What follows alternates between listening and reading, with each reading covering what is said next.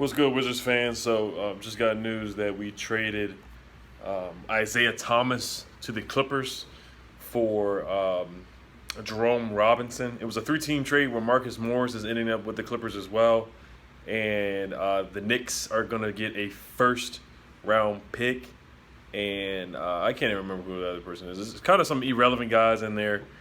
So the Knicks get a first-round pick, and they get Mo Harkless. They get Mo Harkless. Doesn't really move the needle. For the Clippers' sake, I think it's a decent trade. What's his name? Montrezl Harrell got injured, so he basically will be replacing Montrezl Harrell by the time he gets back. By the time he gets back, they'll have Montrezl Harrell, two tough, gritty big men, and Montrezl Harrell and Marcus Morris, two gritty big guys, to go up against the Lakers' bigs with Dwight and Anthony Davis and JaVale McGee. So very athletic bigs versus two gritty guys who can't really jump out the gym. Montrez is a good finisher on the rim, so is Marcus. But they're versatile bigs that can shoot and spread the floor as well a little bit, with Montrez hitting some threes here and there. He can really step out and hit a nice mid-range jumper, same with Marcus Morris. But let's get to the Washington Wizards here. That's what really matters to me. The Knicks get a first-round pick, which is good for them. They get Mo Harkless, who's a defender. They're tanking anyway, so who cares?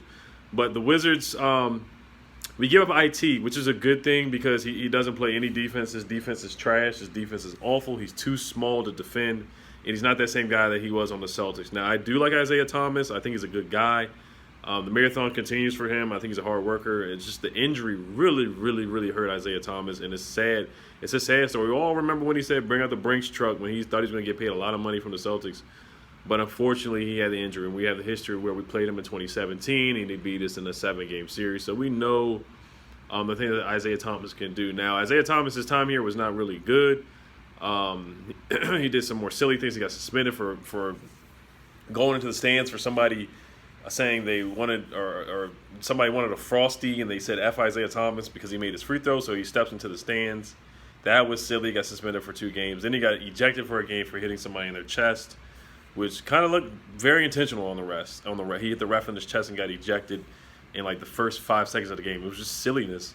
So I do appreciate Isaiah Thomas for working hard and trying. We gave him an opportunity to start, but we traded him away, and now the Clippers are going to, I think, buy him out or release him or waive him. So he will not be a part of the Clippers. The guy that we got back, we gave up Yusuf Sanin, an Ernie Grunfeld guy who I thought was trash, and Aaron White, another second-round pick who was trash that Ernie drafted. So we're just getting rid of the stuff from Ernie Grunfeld, from a lot of the young guys from the Ernie Grunfeld era. And we pick up Jerome Robinson, who went to Boston College, who was really good. He's another short point guard. He's like 6 feet tall. He was the 18th pick of the draft, and the Clippers did not use him at all. They had no use for him at all.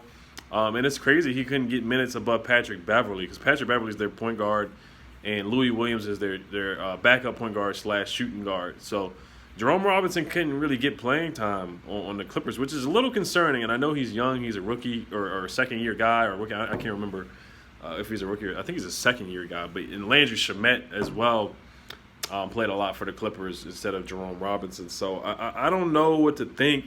We just got to wait and see. This is another young guy, another young piece. We got a lot of young guys. We got a lot of youth on this team with Mo Wagner, Jerome Robinson now, Gary Payton II, another young player, Garrison Matthews, Admiral Schofield. I'm happy Isaac Bonga's on the bench, is on the G League. He needs to stay on the G League. I'm trying to think of somebody. Thomas Bryant is another young guy. We got a lot of young guys. Rui Hachimura, a rookie player, another young guy. So we got a lot of young guys on this team. We just need some veterans that can really push us to the playoffs, I think, for next year with John Wall and Bradley Beal. Now, for this year, we are 4.5 games out of the 8th seed, which is really not that bad, especially in the East. We can really fool around and make the playoffs. But the thing is, do you really want to make the playoffs and play the Bucks and get swept? Would you rather make the playoffs and get swept, or would you rather take your chances in the lottery and try to get a top 3 pick, which I do not think we're going to get a top 3 pick, because we're doing this thing again where we're just in the middle. We're in basketball purgatory, where we're just not bad enough to get a first pick of the draft or a third pick of the draft or a second pick of the. We're just not bad enough. We're one of those teams where we're going to end up 32-50.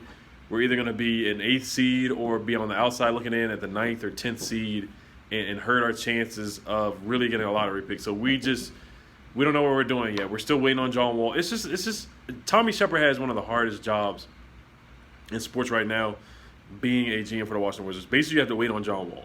You have to wait on John Wall to come back. That's the big thing. Rui Hachimura is doing a good job. That's the most positive thing. So you got next year, you got John, Brad, Rui Hachimura. You got Davis Bertans, who's a shooter, a lethal, elite shooter, the Latvian laser. And then you got Thomas Bryant as a big man. You get Jan Mahimi off the books. And then you just got to see where you're at in the draft. The draft is huge for this team. You know, if we make the playoffs, we'll hurt our draft chances, but we just got to see what we do in free agency.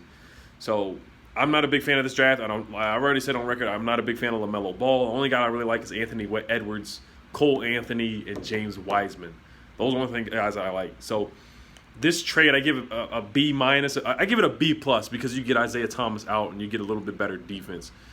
We still just don't know what's going to happen this year. Is it really smart to make the playoffs and get swept by the Bucks, or is it better to tank? And we're not going to tank because Bradley Beal already said what he said, that he wants this team to make the playoffs. So we're doing what Brad wants. We're trying to bring in some defense and play some defense at the point guard position. I think Gary Payton Jr. is going to get a lot more playing time defensively, and Troy Brown Jr. needs to become more of a ball handler. That's what I think. And Rui Hachimura is back, Mo Wagner, Davis Bertans. So we can make a push here. We'll see. I think I'm going to be going live tonight for 30 minutes. It's just a lot going on with the Wizards. A lot to discuss, and it's too much to discuss in one video. So I do want to go live tonight for about 30 minutes. I think I'm going to do it at like 8 o'clock for about 30 minutes. We can chop it up and talk Wizards. Either 8 o'clock or 7:30, I'll be going live. I'll let you guys know as soon as possible. So, yeah, we'll see. Jerome Robinson to the Wizards, man. I give this grade about a B plus, A minus. All right, y'all. Hail to them Skins, hail to the Wizards. All right, y'all. Peace.